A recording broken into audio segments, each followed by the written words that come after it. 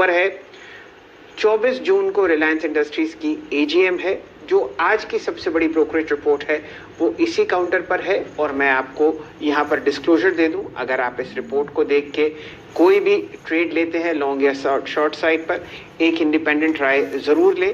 CNBC आवाज का प्रभुत्व और प्रबंधन दोनों रिलायंस इंडस्ट्रीज के पास है। बताइए सुमित जी, क्या कहते हैं ब्रोकर्स अब रिलायंस इंडस्ट्रीज के बारे में इस हफ्ते एजीएम जून 24 को?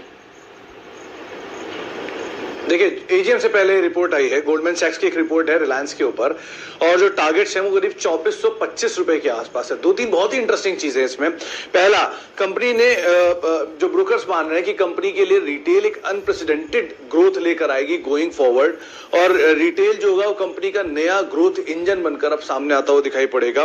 बहुत ही स्ट्रॉन्ग रिटेल इबिटा करीब 10 टाइम्स यहाँ होने की बातचीत है। इसमें इतना पोटेंशियल दिखाई पड़ रहा है, उनको लगता है कि 10 टाइम्स की ग्रोथ इबिटा में आती हुई दिखाई पड़ेगी। और साथ साथ रिलायंस के जो रिटेल का कोर इबिटा है वो रफली 36% के आसपास बढ़ने का अनुमान लगाया जा रहा है अगले 4 सालों के दौरान। यही रिलायंस के ओवरऑल इबिटा को भी ग्रोथ दिखाएगा और उसके आधार पर करीब 60% की ग्रोथ रिलायंस के ओवरऑल इबिटा के अंदर भी आते हुए दिखाई पड़ सकती है। मौजूदा स्तरों पर भी रिलायंस का जो रिस्क रिवॉर्ड रेशियो है वो थोड़ा फेवरेबल दिखाई पड़ रहा है। क्रूड के मूवमेंट के मद्देनजर, रिटेल के अनलॉक प्रोसेस होने की वजह से और जियो की एक्सपेंशन की वजह से यहाँ पर सिचुएशन और बेटर होते हुए दिखाई पड़ रही है। इसीलिए रिस्क रिवॉर्ड रेशियो काफी बेहतर। और सबसे बड़ी चीज इस रिपोर्ट में जो मेंशन की गई है वो ये कि बुल के सिनेरियो में 40% तक का अपसाइड भी यहां खुलता हुआ दिखाई पड़ सकता है। मौजूदा स्तरों के हिसाब से उन्होंने जो पहला टारगेट दिया है वो करीब 2425 रुपए के आसपास है, लेकिन एक सुपर बुलिश कमेंट्री और उसके बाद एक बुल के सिनेरियो में टारगेट 40% का पोटेंशियल अपसाइड। जी हाँ, अगर आप देखें तो यहाँ पे इस पे एक टेक्निकल व्यू ले लेते हैं इस रिपोर्ट पे बहुत संक्षेप में। मानस, आप कैसे अप्रोच करेंगे रिलायंस इंडस्ट्रीज को? शुक्रवार के पुलबैक में बहुत स्ट्रॉन्ग वॉल्यूम्स थे और डे हाई की ट्रैजेक्टरी में जाके ये स्टॉक क्लोज हुआ। आपका व्यू रिलायंस इंडस्ट्रीज पर?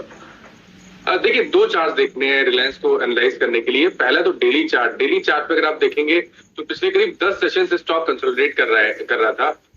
अगर आप देखिए तो उससे पहले हमने एक स्मार्ट रैली देखी थी मेरे ख्याल से 1950 रुपए से लेकर 2250 तक। तो ये फ्लैग पैटर्न बन रहा है जिसका ब्रेकआउट 2250 के ऊपर होगा। 2250 के ऊपर ब्रेकआउट देखने को मिलेगा तो आपको कम से कम 200 से 250 रुपए का अप देखने को मिलेगा। तो आपको ध्यान रखना है, यहाँ पर खरीदारी करनी है 2150 के स्टॉप लॉस के साथ। दूसरी चीज मैं वीकली चार्ट में मेंशन करूंगा कि सितंबर में हाई बने थे 2350 के आसपास। उसके बाद से ये पूरा जो दौर देखने को मिला वो पूरा कंसोलिडेशन का दौर था। और अगर जिस तरह का फ्लैग ब्रेकआउट हमें डेली चार्ट पे अगर आता है तो आपको वीकली चार्ट पे भी ब्रेकआउट देखने को मिलेगा और वो भी एक फ्लैग पैटर्न का ब्रेकआउट होगा। उसके बाद टारगेट बहुत बड़े आते हैं। मैं तो उम्मीद करूंगा कि अगर आपके पास 1 साल का समय है तो यहाँ पर आपको टारगेट बड़े सेट करने हैं 2950 रुपए तक। ओके, ये थी आपकी अप्रोच रिलायंस इंडस्ट्रीज पर। अगेन डिस्क्लोजर आपकी स्क्रीन पर है, डिस्क्लेमर आपकी स्क्रीन पर है, और ये कि इस चैनल का स्वामित्व और प्रबंधन रिलायंस इंडस्ट्रीज के हाथ में है। आशीष, अन्य स्टॉक्स